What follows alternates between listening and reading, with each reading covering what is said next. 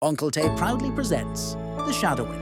The great forest, deep in a quiet forest, lived a young wolf named Windy. She was smart and cheerful, but had one big flaw.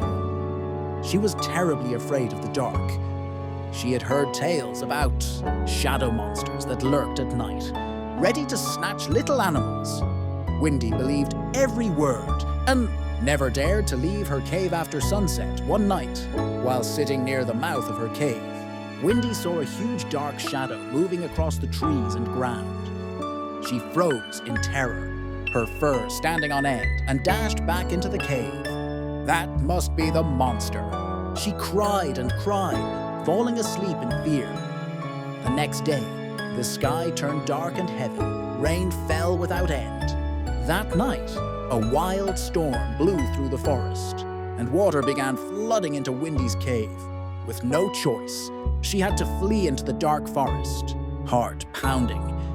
"I need to find a safe place before the water gets too high," she whispered, her voice shaking. As she carefully made her way through the darkness, Windy saw the same dark shadow again. This time, much closer. She wanted to run, but her legs wouldn't move. She took a deep breath and slowly walked toward it. Standing before a tall tree, Windy looked up and realized the shadow was just a large tree branch swaying in the wind, casting shadows in the moonlight. "There's no monster at all," she whispered, then chuckled softly. All her fear vanished in an instant. From that night on, Windy was no longer afraid of the dark. She walked under the moonlight with confidence.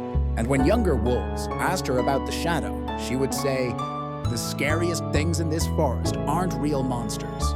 They're the fears we create in our own minds. Fear is a shadow born from our imagination. When we stop and face it, we often find, well, it was never really there at all."